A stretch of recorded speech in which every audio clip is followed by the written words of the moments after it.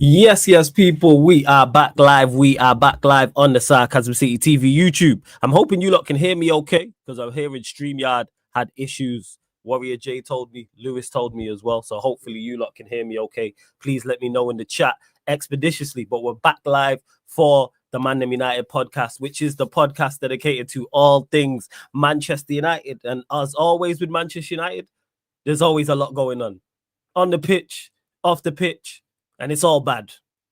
3-2 loss at home to Nottingham Forest. Dan Ashworth leaving. Is that a good thing? Is that a bad thing? As you can see from the title, Dan Ashworth left. Take some of these scrubs with you. Please.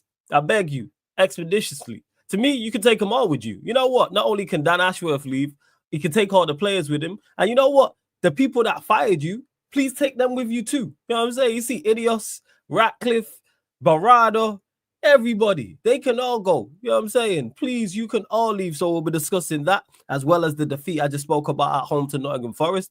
Looking ahead to the game against Victoria P on Thursday. Also, the game, well, the important game, Manchester Derby. We travel away to the Etihad as well. There's talks coming out saying Rashford, not only are Manchester United open to selling Rashford this summer, we were open to selling him last summer. So it's not all bad. That's great news for me. That is great news for me. Word to my guy, Eddie, ACGI. Anybody can get it. Nobody is safe. You know what I'm saying? Nobody is safe. So we'll be discussing all of those things. Before I continue, though, please make sure you hit the like button on the video. So important you do that. Hit that like button on the video. Make sure you share this out across all the socials as well. And that's me, Flawless, at Sarcasm City TV on Twitter and Instagram, or X. So make sure you retweet and like on Twitter/X. Please share from the Instagram. And just as important, make sure you subscribe to the channel, Sarcasm City TV, and hit the notification bell as well, people. Please make sure you do those things. Let me bring the ManDem Sheiks in the building. Eddie's in the building. Yes, what you man telling me? No, you got me? You hear me? Yeah, we can hear you. What are you telling me, man? Oh, man, I'm cool, man. Don't worry. We got Garnacho. You feel me? You on mute, Sheik. I'm all good, man. I see you got that all black on. You was out there tapping pockets. What was you on, Flawless? You was out there tapping pockets, my boy. Trying to get that transfer budget. Try to get that transfer budget for your team, man. I appreciate that about you, dog. Always for the team. But no, I'm cool, man. I'm cool. Yeah, always, man. Oh, Manchester United through and through. Yeah, Sheik, what are you telling me, fam? You good? Yeah, bro. Just I was gonna say another dull. There's never a dull day with Manchester United. Man. There's always something. But like you mentioned, there's a couple of things that we definitely need to get into. There's a couple of good news as well, obviously regarding the Marcus Rashford news. So that's a positive, but the rest is same old, and we're gonna get into it. And all we're gonna say is we told you about INEOS, man. We told you. We were INEOS doubt since the beginning, and everyone was all giddy. Oh, look at all these players that we're signing and this and that, and then look at these decisions that they're making. Incompetent people are gonna remain incompetent, man. It is what it is. So we gonna discuss it. Discuss all those things. Big up to Warrior J, as always, putting information in the chat. Appreciate it. Big up Lewis Davies. Big up Suweiwei. Love the username. Like, shout out to Mackin. Big up Lex. Dags as well. And this is one Eddie's. We don't worry. We've got Garnacho, and this stat I've seen rolling around on Twitter: 37 dribbles attempted, 8 dribbles completed. Alejandro Garnacho has the worst dribble success rate, 21.6% in the Premier League this season. And that's with people who have attempted 30 dribbles or more. I'll say it once. I'll say it again. I will continue to say it. Faz was right. And Garnacho! I said it to him on the Unfiltered podcast on Sunday. I've been tweeting it, and I will continue to state it. And any live stream I'm on with him, I will continue to tell him, hey, Faz was right. And the thing is, Faz was polite about it. That's the craziest part. Faz wasn't super critical. You know what I'm saying? Faz didn't curse that man out or go personal or say anything. Faz was right. But hey, we move. We all know about Alejandro Garnacho. But Sheik, you mentioned it. So we'll start with the title. Obviously, we'll get into the Rashford stuff, of course. We'll get into the defeat against Nottingham Forest. But Dan Ashworth, A big up to Warrior J. Dan Ashworth leaves Manchester United after 5 months as sporting director. 53-year-old's move from Newcastle has not worked out. Departure agreed in the meeting at Old Trafford last night, presented by Manchester United as mutual, and that's from at Laurie Whitwell at the Athletic FC on Twitter. So we'll start with you. Thoughts on that? Yeah. I'll say this. It's a good decision to get someone out who you think is not working. Like that's a decision rather than just keeping him here for whatever reason. But at the same time, how is this situation any different from the sacking of Ten Hag? How is this situation any different? Because these same guys first put faith in him, and they're the ones who appointed him. And then later on, you realize that he's not the person that you need to get. So why even go out for him in the first place? Same thing with Ten Hag. You first realized that Ten Hag was the person. You flip-flopped around that idea for months. And then eventually you ended up sacking him for whatever reason. So that meeting took place, and then you ended up sacking him. So it's one of those things again. Had we been going into like a good run of form, or we had started off the season correctly, or let's say Ten Hag had actually won a couple of games and we were still with him, would we have really sacked Dan Ashworth? Is my question. Why are these decisions that they're making? It just kind of tells me that they have little to no clue of what's actually going on and what they're planning on achieving. Because if these are the decisions that we're making at the start of the season and getting all these important people out, and we still haven't figured out who we have to bring in, and I'm hearing that we don't even want to keep a sporting director, what are we doing? What are we doing? Seriously. Like, but again, myself, Flawless, we told you guys about INEOS. We told you guys about how incompetent they can be, and they're actually working under the Glazers. So this is the rest of the stuff that we're going to see. But I'm hearing Dan Ashworth was part of Southgate coming to the club. He put out some of those names to INEOS. I heard he was part of Sancho leaving the club. I heard he was part of a lot of those decisions. So it's good that the guy is gone, because clearly he was against us. Like he was that one he was the imposter out of all of them. And good that the guy's gone. But look at all the shit that we did to get him over the line too. Gardening leave for months. We wanted to pay him out, this and that. We wanted to bring in the best of the best, all of that type of stuff. So here we are. Dan Ashworth's not at the club. He's gone. We're hearing that apparently they might not get a sporting director. Oh man, like I said, it's never a dull day with Manchester United. There's just always some shit that's going on. We can never really truly focus on something clearly. So here we are. We move with the rest of the season. But this is what happens when you don't clearly plan something at the start of the season. That's why you're making all these decisions. And now you have to go, if you're going to go and look around for a sporting director, you go through that process again. But all these things should have been taken care of when the season started, and they should have been set in stone when the season started. I'm hearing that there were disagreements in the summer, that you were leaving out Dan Ashworth in big decisions, that it was really Omar Berrada and Brailsford who were making all the decisions. So it's like, why even get him in the first place? Like, if you're going to leave him out of all the decisions, then why are you paying him all this money and giving him that sporting director role? Might have just kept Darren Fletcher as a sporting director, because he had that role, but he wasn't actually doing his job, but he had that role on paper, and he was more part of like with the first team. But yeah, it's like, what's the point, right? But yeah, I mean, the Dan Ashford stuff is cool. I'm happy that we're moving on with a guy like him. Clearly, he wasn't it. But a lot of question marks for INEOS, man. It's like, I've never truly been under this whole thing like, oh, INEOS are starting to get things right. There's still so much that I have to see from them. But it just, I see an institution and I see a structure that kind of has no clue of how to really be successful currently in the beginning. So hopefully they can find their way and they can find the people that they want to appoint. But yeah, that's really all I have to say about Dan Ashford, man. I'm glad he's gone, to be honest, with all the shit that he was trying to cook up in the summer. There's Eddie. What are you saying? What's your thoughts on Dan Ashworth leaving? And Eddie, lift up your phone, because we're just getting a little bit of feedback. I think it's because of that. Try that. We'll see if it goes. Yeah, no stress, man. It's all good. It's all good. You lot continue to run up the likes as well, and make sure you subscribe to Sheik's channel, Sheik TV. The link is in the title. Click the link, opens up a new tab, and you can subscribe to Sheik TV. So do that right now, people. You can still hear or still watch us. It will just automatically open up a new tab So hit the like button, subscribe to Sheik TV, subscribe to Sarcasm City TV as well. Continue to get your questions in. Please just keep them Manchester United related as well. In regards to Dan Ashworth, and I hear everything Sheik was saying, I actually have no issue with him leaving.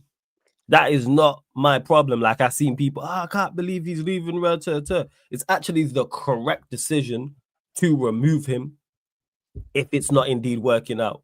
If he's being left out of decisions like Sheik mentioned. If he is on the complete opposite page and has such a different thought process to a Berrada, to a Brailsford. Where my criticism comes in, and where it just shows how amateur they've moved, you've identified him as a target.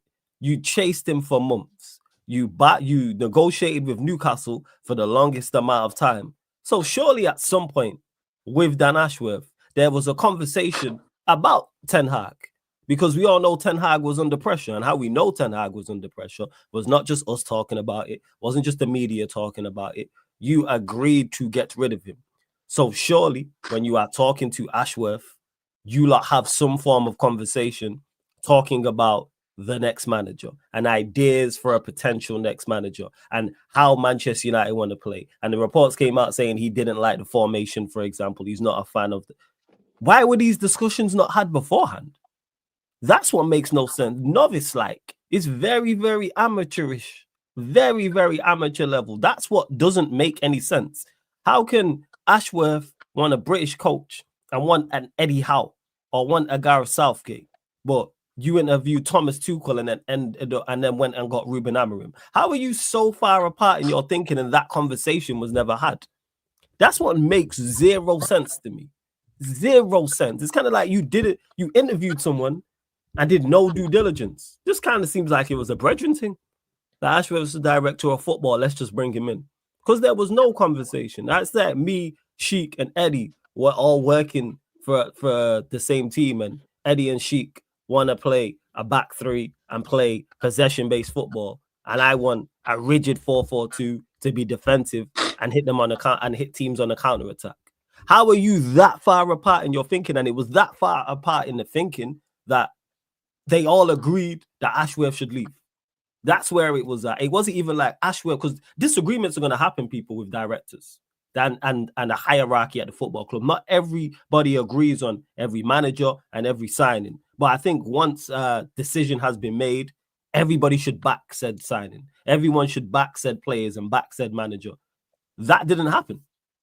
You know what I'm saying? That legit did not happen. It got to the point where he was so far apart, and reports are coming out saying he was left out of decision making. He was like, kind of like, why am I here?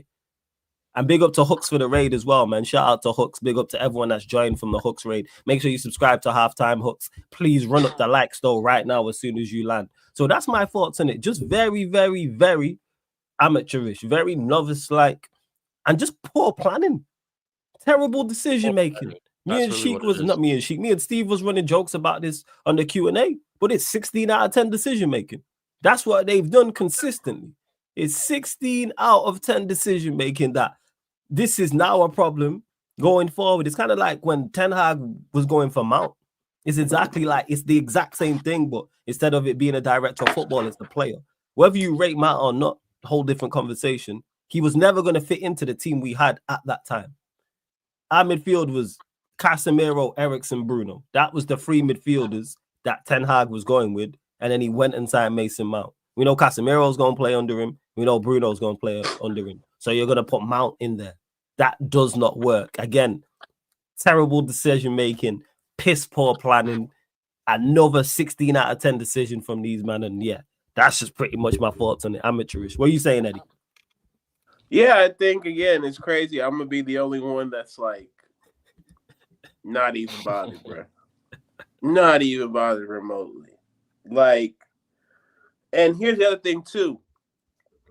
I'm not even going to go off of what the new articles are saying and shit, because if you're a person like me, it's just great timing, right, that we find out all this about Dan Ashworth. My brother wanted Southgate. He didn't like Omar. He wanted to play it back. Now we going to find everything out. You know how it go. Again, when we watch Power, we done watch The Godfather, we done watch all these crime shows. When he passes, put all the bodies on him. He can't say nothing. He gone. He's good. You know what I mean? He can't defend himself. He gone. Yeah. So for me, it's like a lot of it is going to be based upon how you view INEOS and how you view what they do. Because there's the for argument, there's the against, right? So and with your description and yours and Sheik's description, nobody can find fault with that. Because the facts are this. You courted the man all summer. You paid a crazy fee to make him a part of your project. Yeah. 5 months later, you've released him from duties. Those are the facts. Facts. You can't argue facts because it's just the reality of the situation, people. So when people bring that up as to mismanagement, evidence of mismanagement, perfect case. I'm not even going to push back against that. I'm not pushing back against anything y'all have said, your critiques of it, and I never will. I think for me, we looked like hell on Sunday. Bodies had to roll. He wasn't liked. Let's get this shit over with ASAP. He was on and I think for me, remember we had those conversations to begin. Who we gonna look at when anything fucking happens with INEOS? Mr. Omar Berrada. Yes. Omar, you running the ship. You the captain of this hoe. Yep. So every decision, not now for me personally, but at the end of the season, I'm going to look at, and I'm going to do my checklist. And at the end, if I can say that we've improved structurally and on the pitch, I'll chalk it up to the game because, like I said, yes, the Glazers are there, but we've never had this kind of setup before for me to compare it to something else and say that they failing, right? Because again, if I'm having a party, right, and let's say I tell you about the party 2 days before the joint starts, and then you got a list of people that you want to invite. You get your list right, you invite them. It's my house, though, right? It's my house. Yes, absolutely. I didn't know you was cool with one of my ops. Now, I'm not gonna be mad at you. But he for damn sure ain't stepping no foot in my goddamn house at this party. Yeah. No drinks, no food, no hoes. Get him up out of here. That's how it is. And so with this situation, it seems to me, right, that Omar didn't sign off on this dude being here. That's what it seems like to me because 5 months, bro. If I'm running something, I'm fully invested in every piece that I bring into the project. I don't wait for 5 months to make a decision on whether or not this dude should be here if I really wanted him here in the first place. So that's why I'm looking at it like Omar wasn't rocking with him. I think, honestly, it was the Sir Brailsford brother. Oh, you think it was Brailsford? Yeah. I think Ashworth was talked about before Omar even. He was because we was talking about Diallo. We was linked with directors of football before everybody joined because everyone knew we needed. So give me 1 second. I gotta go check out something real quick. Yeah, no stress, man. Do your thing. And in regards to what Eddie's saying there, that's why I mentioned INEOS and their piss poor decision making and how amateur like it is. You can't just put all the bodies on the guy. And Eddie mentioned it, whether it's The Godfather, whether it's Power, and Eddie only watches Eddie shows like that. That happens all the time in shows in the writing, where a character will die and the rest of the characters just pin bodies on him.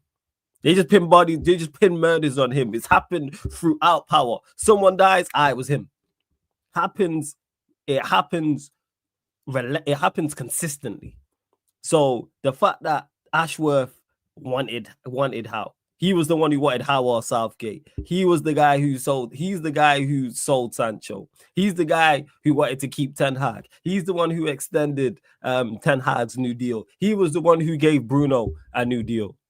But you co-signed all of this. It's not just solely on Ashworth. It's that terrible decision making. Those 5 things I just mentioned there are absolutely awful decisions and awful thoughts to have in regards to Manchester United Football Club. But you was right there and said nothing. You was right there and co-signed all of these things. So we ain't got to, apart from obviously the Southgate, the Southgate and Howe one. That's the only thing you push back on. That's the only thing that you was like, no, and you went with Amorim. So you are accountable. You're not just putting all the bodies on him. And this ties back into, Sheik mentioned it at the top of the show, INEOS. And why I was so critical and have been so critical of them. Because it's just been terrible decision after terrible decision after terrible decision. And there's difference between a poor decision and monumental fuck-ups. And they fall in the latter too many times. All ownerships get everything wrong. People will say Real Madrid, Manchester City are the 2 best run clubs in Europe. I hear that. Look at the struggles that both of those sides are currently having this season. Because you are going to get things wrong. You are not going to be great and successful every season. But it's about minimizing your poor decisions. That's what it is. Minimize them. And when you get many more things right than you do wrong, you have the success that Real Madrid have had. You have the success a Manchester City have had. Or any team who is at the highest level and has great people making the decisions in that hierarchy. And that's just legit what it is. And any else, just every time something comes out about them, they just prove me more and more right in my thought process. You know, amateurish. And now there's talk saying, oh, there's going to be no DOF. So what's going on in the summer? What's going on in January? Just look at, I'm really just thinking about it right now. Just look at, honestly, because I know that it's still new and it's only like 5 months into the structure. And a lot of these guys met each other for the first time. Some of them haven't worked at a club of this magnitude. So I get those type of elements that could go into something like this. But look at just all the decisions that they've had to make so far that they've been here. And look at how they've made these decisions too. Very important ones. Manager fumbled it. This sporting director absolutely fumbled it after sacking him after 5 months. So it's like I'm looking at a lot of these decisions, and the track record of how you guys are moving with these decisions is a little bit scary.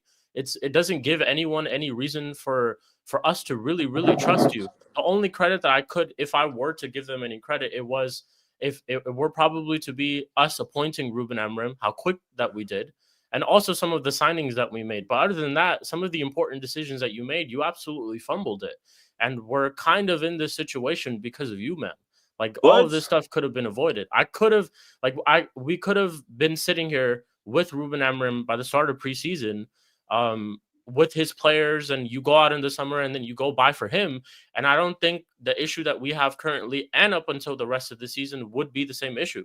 We wouldn't have to deal with a lot of these players because we would have had other options, his players that are more equipped to his system. Now we have to try to figure out players who we can just forcefully fit into this system and that we can just hope that work out. So ultimately, it's like I'm still looking at INEOS because I feel like the ultimate fuck up was you just keeping Ten Hag. All of this stuff could have really, really been avoided. This whole sporting director talk, all of that type of stuff could have just been avoided if you had sacked Ten Hag, because I'm hearing Dan Ashworth was one of the ones who wanted to keep him. He's one of the ones who didn't even want Amorim. He wanted Southgate to come in. When he said that, you are out.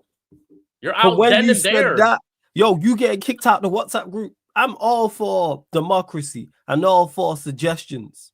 Oh, there's no such thing as a bad idea. Yes, there is. It's like, bro. There is. Like if you was in class, and they used to be like, "There's no such thing as a bad question." The fuck there is. Yes, there is. You hear that stupid shit he just said?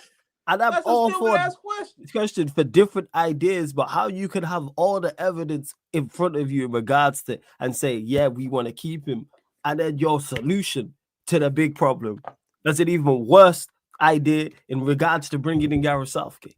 But hey, we move. Sorry, Sheik. Go on. You know, these guys are doing like them work meetings, right? Where everyone is just there, and then they're asking for suggestions, and then they're doing like a raise of hands, and then there's like, is there anyone who opposes this? And you know, it's Dan Ashworth every single time that motherfucker is raising his hand, saying something. Oh no, I think we should do this. I think we should do that. Or something like that. And then I know Omar Berrada and Brailsford are just giving him the side eye and looking at him weird every single time because, bro, what are you waffling in these meetings? And then they're probably going on to like Sir Jim Ratcliffe and they're like, yo, this guy, like, he keeps waffling some crazy shit in these meetings, man. Like, we need to check this guy out. Like, and that's really what it is, because I feel like if there was anything serious that Omar Berrada and Brailsford, if anybody is bringing anything serious to the table, it's them. It's Omar Berrada and Brailsford. And from the looks of it, it looks like Dan Ashworth was the one who was being rightfully kept out of conversations because of the waffle that he was bringing up. Like Potter, Thomas Tuchel, they spoke to. And it's quite interesting to see too, because when Ruben first joined, Dan Ashworth was the one who was pictured with him the whole time. Like when he first came to the club, he was the one who first greeted him throughout all the pictures and the interviews. He was the one there with him. So it's like, it's interesting to see how all of this stuff has obviously broken out. I'm reading a little bit of like an article, and the Manchester Evening News. I'm not sure how like credible this source is, but they've said that things haven't quote unquote been rosy with Ashford for several weeks. So it's like, if this has been the thing for several weeks, what happened this weekend for y'all to pull the plug? What did he say this time? Which you're like, all right, yeah, that's it. He said this, we can't do it no more. Like, we have to. He probably said some shit like, we need to play Garnacho for the rest of the season. Yeah, I'm not even kidding. No, he probably said we had to sell. There's no way we're selling Garnacho. He probably said, yeah, they probably said that we need to get rid of Garnacho, and he was probably like, no, I think we need to keep him, or we need to keep playing him. And they were like, yeah, that's it. It's done for you, man. Like, it's over. So again, ultimately for me, like Eddie said too, I'm not too honestly fussed about this decision. Like, I'm glad that we took out people that don't need to be here and that are honestly causing us just more harm to the club. But I ultimately still am not happy with the way that INEOS have been honestly running this club since the get-go. And it's like, there's more evidence for me to suggest that I don't trust these men, as compared to more evidence for me to suggest that they can get things right. And like I said, I've mentioned this. I know I'm not expecting them to be perfect from minute one and all of that type of stuff, but I just look at some of these mistakes that they've made, and it is so avoidable, and is also so out there. It's not something you need to actually sit down and discuss. I can look at it from here. Flawless and Eddie and all of us can just sit here and tell you what the problems really are. So it's like, I don't need to wear a suit and have all this credibility to my name for myself to just come up with a decision like that. And I feel like that's what INEOS have done wrong since they've honestly got here. They fucked it up since the first day, and that's just what it is. We're kind of just seeing all these decisions and all these the repercussions for the decisions play out, and this is basically what's going to happen. And that's really where I'm at. That's really where I'm at. And that's just what it is. It's like, pinning all the butt. Like, no, they your buddies also, because he in your gang. Like, what we talking about? He a part of your team. Can't be like, oh yeah, all the murders is on him. No, like, you lot co-signed this when he's stating these things. You also went over and beyond to get him to the club. That's what make again. You did everything to get him to the club. See, that's the only part I differentiate from y'all. That's the only part. Who pulled the trigger on this? If it was Omar, my hands is up. That's why I'm on INEOS as a whole. That's why I'm literally on INEOS as a whole. If it was Brailsford, it makes more sense. He's the one that got a Sir next to his name, right? It's Sir. Yeah. Sir Brailsford. Yeah. He connected. Word to Musa, man. The cyclist. You know what I'm saying? As he called him, the cycling guy. It's like, what do you man know about football, man? The cycling guys. The pill-popping cyclists out there. Shout out to Lance Armstrong. But this is what I'm saying. It's like one of them situations where, bro, if you wasn't in the plans to begin with, don't be shocked that you're not in the plans no more. Yeah. Yes. So why chasing for chasing for so long? Who did the chasing? Who did the chasing? Yeah, that is true. Yeah. That's why I'm not putting for me, single person. I'm sorry, I'm putting it on INEOS. That's why I'm not saying individual. That's why I'm not saying Berrada. Yeah, that's why I'm saying That's what we differentiate. That's all. That's what we differentiate. Yeah. For me, I'm saying like, everybody. Because guess what? If it worked, everybody would take credit. Of course. If Ashworth would work, everybody, and we'd be here saying, "Hey, you know what? We already know. We know the vibes. We know the vibes." Props to INEOS. Same way, I think we had a good window. You know who I prop up for that? Everybody. Because everybody was involved. I like the window we had. I like the fact we didn't overpay. There was no 70, 80, 90 million pound players. We cut that dead. Need to cut that dead. We seem to have capped it at 60 M's, 50 M's. whether you rate the players or not. That is the one positive that they have done in regards to and selling as well. But other than that, that's it. But hey, we move. Because that's where I'm always gonna just see the report card, right? Every subject, even your behaviors in there. It's like transfers for me to get an A, because I don't think it's questionable now. All the transfers they brought in are our best players. Yeah, every single transfer they brought in, the transfers they're our best players. They are best players. They get an A there. Yes, right? Yes. PR, they get a C. Like just the messiness of everything. But I like the fact that you have a manager now who can handle himself accordingly with the press. And I think the managerial appointment, they get an A. Now, the problem, the grace I will give them is this. Amarim, right, came out the blue somewhat. Yes. So for it to come out the blue, it means there had to have been discussions in the past, right? And if this brother just did not want to leave in the summer and some shit came up while he was at Sporting that made him change his mind, I don't think they could predict that. And so I think that's when the Tuchel links happened. That's when all these other people got involved into the fray. Once their main target said not this time, maybe later, and then they dropped that death row contract where they kind of, did the Suge Knight, we're going to hold you over this balcony, say yes, or you're going to, see how far you can fall, how fast you can fall. Then he pulled up. So I give that about a B, because I think the execution could have been better. I would have just maybe you give that death row contract in the summer, right? And he comes in the summer and then you hit the ground running. But life is life. Humans are humans. Humans going to do whatever the fuck they want to do no matter what you put in front of them. So I kind of give some grace with that. Now with the fans, because I ain't there, you feel me? But if you tell motherfuckers practically they need to sell blood to go to a game, something wrong with you, right? Like you raising these ticket prices and the product ain't worth shit. The product's getting worse, Eddie. Exactly. You raising ticket prices and the product's getting worse. You are charging me more to eat at this restaurant and the food is worse. It's terrible. And it wasn't great to begin with. You didn't even get cleared by the bill of health. And you out here serving sushi. My sushi moving on the plate. Seriously though. And you telling me it's high quality. Get up out of here. Get out of my face with that shit, man. We ain't doing that. Yeah. So right.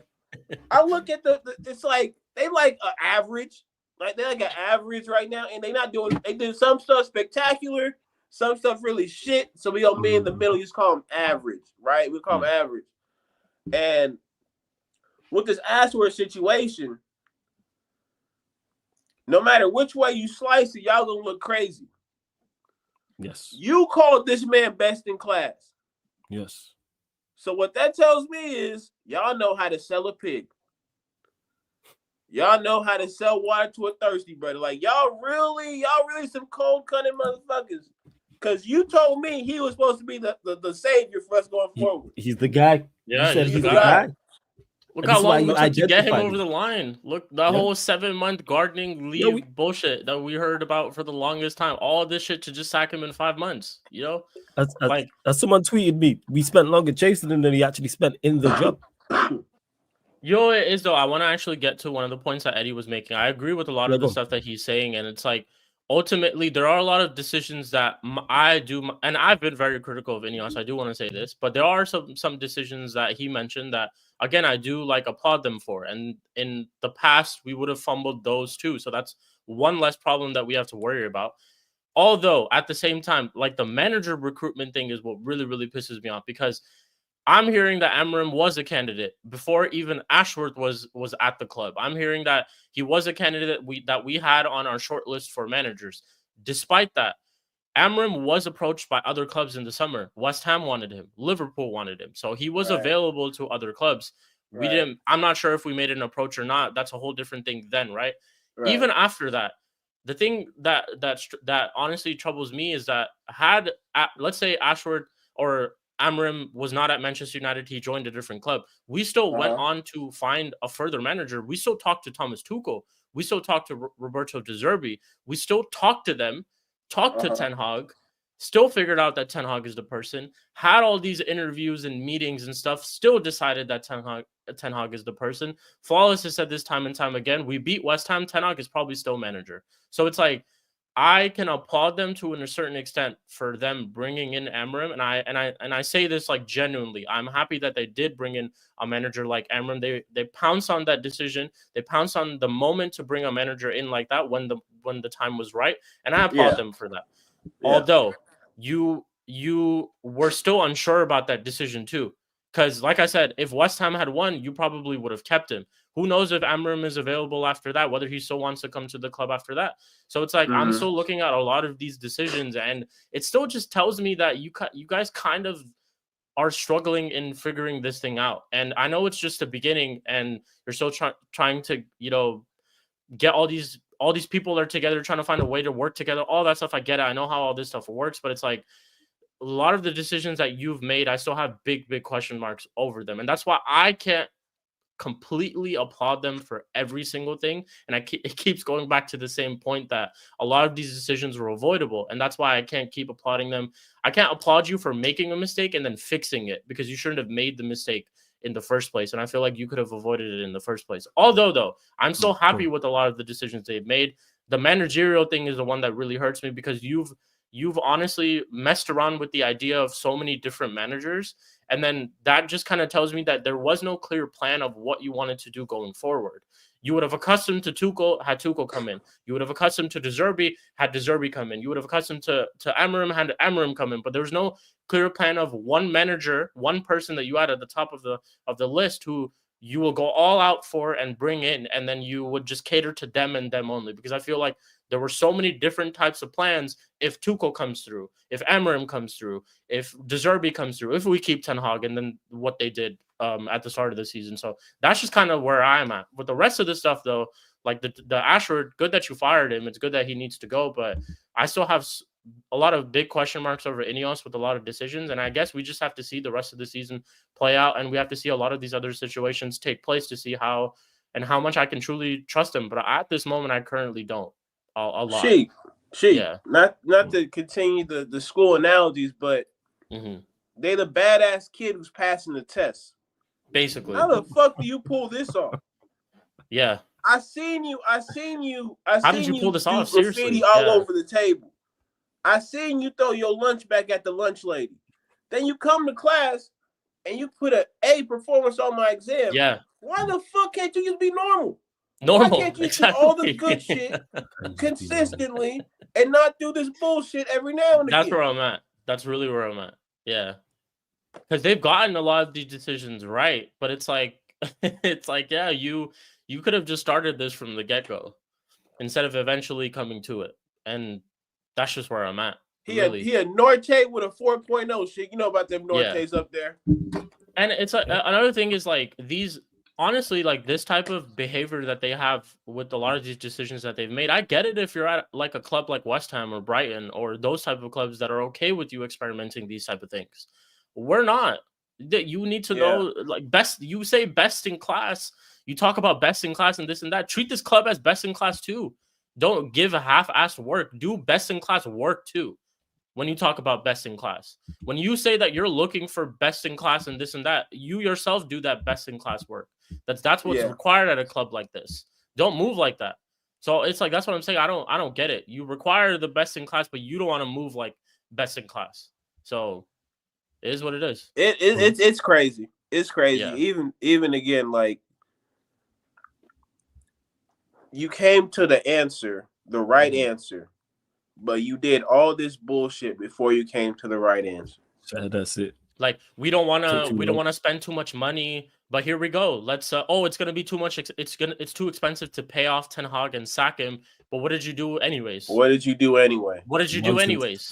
Same some people around. Yeah, like oh, United wanted Southgate. No, we didn't. One man did. Yeah. One And that's man why hit, and he's it got gone. to the point where he's out the door. Gone. That's how he's bad it gone was. already. Once y'all was in this meeting and he was like, look, I got this idea, fellas. You see that brother coaching that England squad? Imagine them at OT. Oh, thanks, bro. Yeah, one second. Hey, Omar. Hey, get this dude up out of here, man. Yeah, bro. Make sure his card don't work tomorrow, my nigga. Like, let's get him up out of here. That's me in the meeting. I be smiling in his face like, yeah. Hey, Ashworth, I see you. That's a great idea. Omar, don't let this motherfucker back in this meeting again, dog. Yeah. Don't do this at all. You know what? Ashworth says a joke. Everyone is just like false laughing in that room too. This guy's a motherfucker. And he's dead serious. You know, like yeah. And he's dead serious. Yeah, he's dead serious. Yeah. He's like one of my dad jokes, and flawless when he laughs at it. That's exactly what the room was. Dad jokes. I'm Dan Ashworth though with the or dad a jokes. surfer or something like that, yo, with them dad jokes and that. Not even dads have got them dad jokes on deck. And speaking of that, we'll go back actually before we go into all the Rashford stuff. We have to talk about on the pitch people. Manchester United 2, Nottingham Forest 3. Terrible performance. Even worse result. I'm still fuming. I was fuming during the watch along. I was fuming after the game. I was fuming during my match reaction. I went out to an event and I was still fuming. I got back. I'm still fuming. Live stream was fuming. Mad? Went to sleep fuming. We got Garnacho. We're still fuming. I'm still, you know what? I'm still fuming now because that was just such a winnable game. Hey, it was such a winnable game. But yeah, go ahead, Eddie. Thoughts on the loss at home. I don't know why you mad. We got Garnacho. Big game player, baby. Big game player. Now, I think if it's not apparent to people as to why we're losing matches, I don't know what That else. is one thing I will say. And it's something I've not. Before you go, Eddie, I just want to say this quickly before I forget. It's not something I've ever like backed or a statement I've ever made. But when people say these players are exposing themselves, that is one thing they've done under Amorim in a short space of time. Because I see no pushback now. Yeah, I don't. When I said, and Eddie, it was before you joined the last live stream I did the night of the game, and I said, and I used you, and I said, me and Eddie was here a year and a half ago, 2 years ago, going back and forth with the chat about Bruno genuinely being world class. And I had people in the chat who are now new who were saying, nah, that didn't happen. And I was like, it legit happened. Go and check the old ManDem United. It's not on this playlist because it's separated it. Go check the 22-23 one and the one before that. Like me and Eddie genuinely on this very show had genuine debates on a weekly basis about Bruno being world class and about how we're lucky to have him, etc. All them people have disappeared. All them people have disappeared because all the excuses surrounding him have gone now. Because Ollie's no longer here. Because Ten Hag's no longer here. Pogba's not here. Martial ain't here. Ronaldo ain't here. There's no Phil Jones. There's no Fred. There's no McTominay. There's no Luke Shaw. There's no Harry Maguire. All the players around him. Oh, I think he were making him so bad, but he was. Oh, he's back. He's back. Am I back? Yeah. Am I back? Where would we be without him? I mean, where would we be? Yeah. Where would we be without? Where are we with him, people? Where are we with him? That's what I would have done. Where are we with him? Two worst ever league finishes were with him. Oh my God! Capital B, capital O, capital A, capital F. Both. Yeah. Two ever worst league finishes were with him. Our worst ever Champions League campaign was with him. The worst ever Champions League campaign in British history was with him. All our record defeats. He was the captain. Mention that too. What are we talking about as the captain? So don't hit me with this. Our worst ever return in terms of league goals has come with him in the last 5 to 6 years of him at the helm. But hey, we move. Flows your last player that he has only played one Champions League knockout game in his whole career. All this stuff. Where was we? Where would we be with him? Yeah. Where would we be without him? Nonsense. Just think about this, people. Nonsense. It's a 1 goal difference in the game, and I can directly point to 1 goal Bruno being responsible for the other team. Facts. Exactly. Facts. And sure, Onana, needs to do better. I hear people. A smart person will always tell you prevention is better than the cure. Yep. You know what's crazy? My mom tells me put that all the him time. in a situation to be foolish, right? I think the saying goes, a smart idiot learns from his own mistakes. A genius learns from the mistakes of others. Facts. Yes. Right? Mm-hmm. We've been here before with Bruno. I will never forget this shit till the day I die when it comes to this brother Bruno. It's like poetic. Ten Hag's first time seeing us play, we're at Crystal Palace away. It cuts to, at first it's Ten Hag watching on the cut, right? On the feed. It's Ten Hag watching, they show to him. Then they go back to the pitch. Bruno's on like the left side. I don't know why the hell he's there. Just you know how he used to do, just running around a whole lot. He tries to play a diagonal that gets intercepted by the Palace player and then leads to them scoring. We lose the game 1-0. Right? You can look this up. Look this up. The first season, the season before Ten Hag came, our last result against Crystal Palace, it's a 1-0 loss. So people, at what point in time are we going to really have conversations about who is setting us up to fail? People in the lineups, they want to talk about the manager not picking the right lineups. Cool. But at the end of the day, these players are an embarrassment to the badge, and more importantly, they're an embarrassment to themselves. I put this headline in jest. Don't worry, we got Garnacho. Because, to be honest with you, right now, Alejandro Garnacho is everything that you said Jadon Sancho was. I'll break this shit down. You said he was bad in the dressing room. Who got caught liking tweets about their center back? Hey, but he's for Eddie, he's for the team. He's for the team. Use system. He knows what it's like to be a Manchester United player, and it means more. And it means and all more. This rubbish. Yeah. Okay. But you out here liking tweets. But you're not for more, the right? team. So he respects the position that he has. Yes, but that's not toxic though. That's not toxic.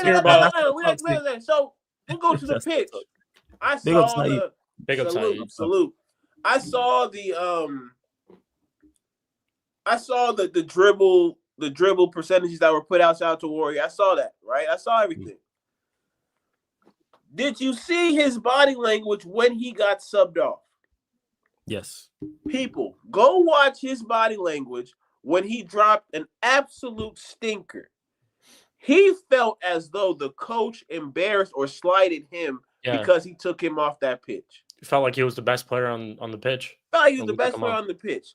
Is that a person who's putting himself before the team or the team before himself? But don't worry, he's not Sancho. So let's continue with the breakdown, right? Because Sancho had an attitude problem, had a training problem, right? All this cool. All right. On the pitch, he started 4 out of 5 games, correct? Yes, he started out 4 of Amarim's 5 games. He has started. Yes. Let's just go through a couple of them, right? Let's pick out a performance that we all can say Garnacho came to play on this day. I'll let you go first. Tell me which one of those 4 that he... Who Garnacho performed at a very high level. I'll wait. I know you got places to be. Like, I want to, hopefully down the line I have kids. I want to go to their college graduation. So I'll wait, though. I'll wait for you to go ahead and tell me when Garnacho really showed up. That he hasn't. Yeah, I'm saying that. He Sheik, you want to add? Sheik, you have any? He hasn't. Yeah. And No? to bid Yeah. you before you go on, bid you. You right, man. I have an agenda against INEOS. You're spot on, man. Shout out to the OG. Listen, hey, Brent, hold up. Hey, Yeah, add right. me My too. bad. I do too. Hey, I do go too. pick up Add my me as well. violin for Binu. Binu. Add me as well though, because I You're right. also You're have right, a- bid you, man. I do. I have Hey, an I've been agenda as well. exposed. I apologize to Sheik, Oh. Eddie, all my listeners. Flawless, Arrest got I you. apologize. Flawless, I we got you apologize. arrested. Greater Manchester Sack Flawless, Police like how we Flawless sacked right now. Dan Ashworth. I do. You lot, I don't know why you lot are here listening to me. I have an agenda on INEOS, man. I'm been you has exposed it. Flawless, I'm I being think you're the genuinely problem. serious. You're the problem. Excuse that the channel's called Sarcasm City. I'm the problem. I have an agenda against You're the INEOS. reason we lost. You're the reason we lost 3-2. You're the do. reason we had a terrible Champions League season last year. You're the reason that All we're of not it. at 80 goals yet. All You're of the it. reason we're not at 80 goals I'm yet. the Flawless. reason. You're the reason This is we're not at 80 genuine, goals serious yet. people. No sarcasm. I have an agenda against INEOS. Then you has exposed me, man. Go on, back to get going. Back to what you were saying. Like it's not too many times where I'm watching football and I see somebody who plays the winger position actually not be able to complete dribbles by himself. Like, this is not somebody for a tackle, right? This is not a foul. This is literally, I'm going to dribble this ball out of bounds because I cannot control it. With the regularity that Garnacho does this, I have not seen a winger in La Liga for show, League Un, the Turkish league, shit, I can't even name. I would say MLS, you probably see that shit, but I'm gonna say no just for agenda purposes. This brother is cooked. This attack is cooked. Yeah. So we lost last match because Nottingham Forest let us have the ball. We didn't have passes that were good enough to get our people who need to score goals in a position to do so. And on the off chance that those people got into positions, they screwed the pooch. So the defending, they didn't know how much they could do except for Lissandro. Lissandro, look, be better, bro. Because right now, you're on the exposed list. But I'm gonna let you cook, Sheik. Oh, I was just reading Binu's comment. He said they hired one of the best coaches in Europe. They gave us the best transfer window in over a decade. What are you moaning for? We are 13th. We are 13th. We are fucking 13th.